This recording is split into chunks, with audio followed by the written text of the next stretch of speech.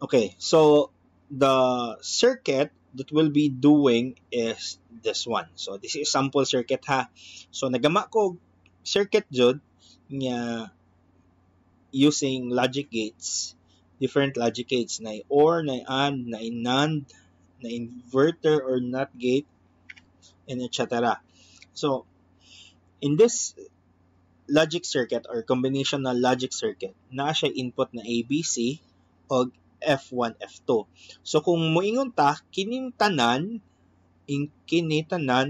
these are called as a combinational circuit na kung application ba ni, mahimo na ni siyang usa ka system. Okay? So gamay ra atong gipakita kay ano ra no, nyari gamay-gamay ra kayo ning sistema. What if kung multiple, daghan kaayo na ni siya.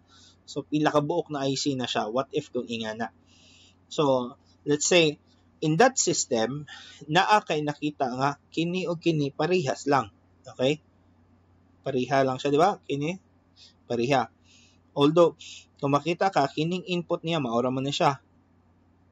Although lahi ang outside na input niya sa ani. Kay kini B, kini kay A. But from here, kining G1 mudawat lang gyapon nig input, mutawag input ang G5, then kini mudawat og input.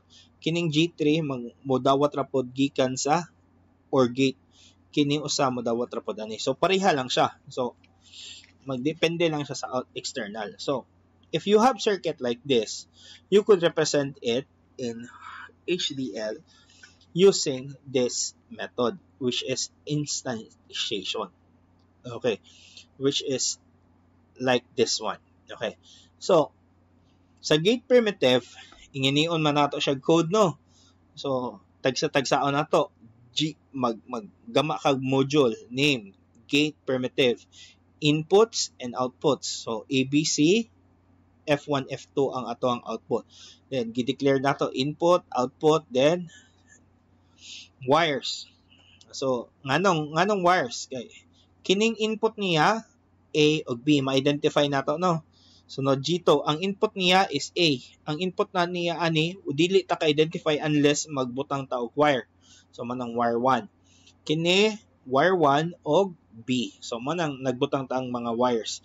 Kining mga wires nagrepresent na siya na kana siya later on mahimo na pod siyang input. Okay? So mo na gigamit nato. Na kay wire 1 until wire 9. So na kay gate 1 to gate 11. So from here, tinamban ako siya, which is the gate primitive. So nag-start ko sa OR, which is G1. So input niya is si A ug si B. So OR G1, input A and B, output is W1. Next, si G2, input niya is A and W1, output niya is W2. So output niya W2, input niya A and W1. So kining G3, output niya is W3, input niya is W1 o B. Check na to. W1 o B. Okay? W1 o B, W3. G3 na gate. Tapos gagamit og NAND gate. So, next is G4, which is output ni G2 o output ni G3, which is W2 and W3 na ginganla nato. Ako na gangan ani ha. Kung kita mo sa circuit before, kini ako na gangan ani. Okay? So, and such as follow. So sonoro na nimo na G4, G5 na pod, G5 OR gate siya, tapos input output, G6 input output, G7 etc. until you reach G11, the last input. Okay. So after that, di ba last time we discussed katong gate level. So kini you need to have a stimulus generator. This function as your truth table. Then tawgon nimo na siya. This is another module which holds this circuit and the truth table. So tawgon nimo ang circuit, the official circuit nimo, gate primitive, Tapos abbreviate lang GP. So gate primitive. Then kapian ning sod niya ABC F1 F2 kini. Then kini na pod gate primitive stimulus generator abbreviate gate so nasipit ano ni na wala na to na change pero okay lang siya gyapon, okay? Supposedly GP na siya, GP stimulus generator but still okay. Okay? So kini kay bisag unsa may butang gud nimo ani pwede nga nimo pero ang atong gibutang is abbreviation para dali timan-an. After that, A and B and C. So kini siya ang imuhang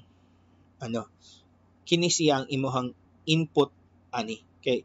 Di ba kining gate primitive, kini siya truth table asa niya na isod. Kini di ba isod na niya aning input. So kini man ang truth table, di ba kung nakay circuit, mamini input man yung puli-pulihan niya 0 0 1. So kung unsay input sa main circuit, matoy akong gibutang sa stimulus generator na isod. So pasabot kini mo na siya ang mudawat sa aning XYZ. Okay? Si A mudawat ni X, si B mudawat ni Y, si C mudawat ni Z, and etc. So the output when you type the GTK wave, so this will be the output. So if you want to try that one, so let's say TMD, let's run administrator, nasa system 32 sa C dapat CD dot then nasa C na ta CD sod to sa folder I Verilog. CD nasa sod sa lesson ako gibutang ang mga files, okay, which is ibalik na to nako nasa aning I Verilog nasa folder na lesson nanita ng circuit nako. Then run na code I Verilog -o unsa ning file name gate primitive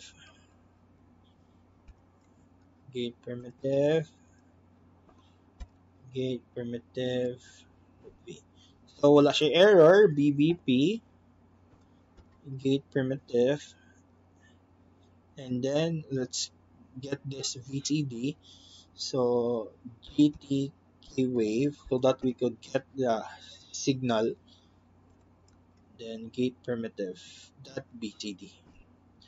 So if you could see, okay, insert,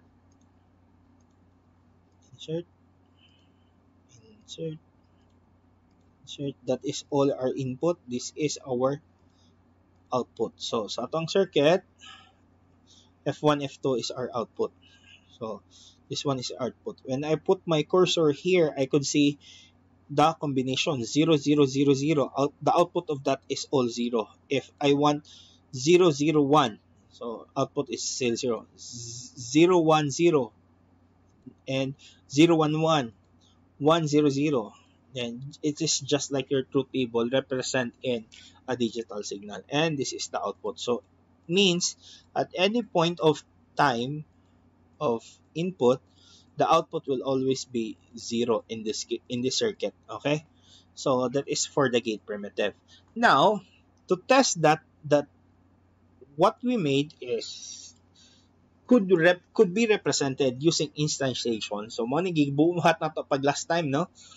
Karon ang discussion nato kay instantiation man. So unsa man ang instantiation, sir? Ingon ka, sir, ang instantiation is divide niya into a smaller piece of module. So karon, di ba, gingon ako, the whole circuit is the whole system. So ginganlan ako na og top CKT or circuit, top circuit. Karon, kini siya kining sirkita parehas ra. So ginganlan ako ning circuit niya og CKT0. Mura siya og sub 1. Karon, in this location, mao ni si circuit 1 or CKT1 kining dapita. So kining dapita na CKT0 gitawag na siya og CKT2 since lahi siya og input. Okay? Sa CKT0 na circuit at location CKT1 lahi pod yung input. That's why nagngan patag CKT1 ug CKT2. Kung pareha lang unta siya, CKT0 lang na siya. So since ang circuit tawag niya ani kay pareha lang ni CKT0, but they belong to different location or different part of the main system, so na-occupy laing name, CKT1, CKT2. And then these are the remaining circuit which is wala na kaparehas. So stay as is. So karon gate primitive to instantiation, gigroup pa siya nako but dili pa ni siya mao. Karon tangtangon nako ni silang sod, mahimo na siyang ingani. So nakabantay ka. So bantay mo na x, y. So this is x and y, gangan ko x, y. Tapos output aning sirkita z. Since gaingon ko na kini siya o kini pareha lang, kini x ug y ra gyapon ako, then output niya z. So kini xy, kini xy, ang output ani z, kini z kay parehas naman daw, di ba? So gingana nato. Karon unsaon man nato pag-represent sa code? Pag-represent sa code is ingani. Okay, let's run. Shift F. Okay, ingani nato So let me open the code. CKT. Okay, instantiation. Okay. So sa code na to, okay, sa code na to, naggama ako og module. So nag-ingon ko ano, here you are making the circuit 0 since they have the same, since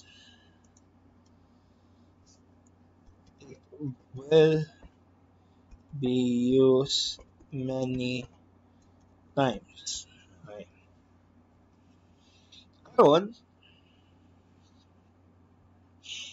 atong circuit 0. So, let's go back sa original circuit. Sa circuit 0, let's recall unsa may soda ay anang circuit 0. Okay, unsa man day soda anang circuit 0? Ang soda sa atong circuit 0 is G1, G2, G3, G4 or G5, G6 pero pareha ra na siya. So karon, so pwede ra bisag asa ana ang gamiton nako, ang G1 ba or ang kining dapita CKT1 or CKT2. So gigamit nako si CKT1. So nag-declare ko ani, di ba? Kini since internal na circuit sa siya, dili ang tibuok top. So kini siya ginganlan nako og, di ba? XY. Okay? So ang input nako di ay ani kini siya namusod aning internal ani XY di ay. Okay? Then ang output nako ani is Z. As you can see here, input tayo na ko ani X, Y, and Z. Karon, gama ko circuit. Kini OR gate, unsa may input na ko? X ni siya, di ba? X ni. Kini Y. X, Y. Output, W1.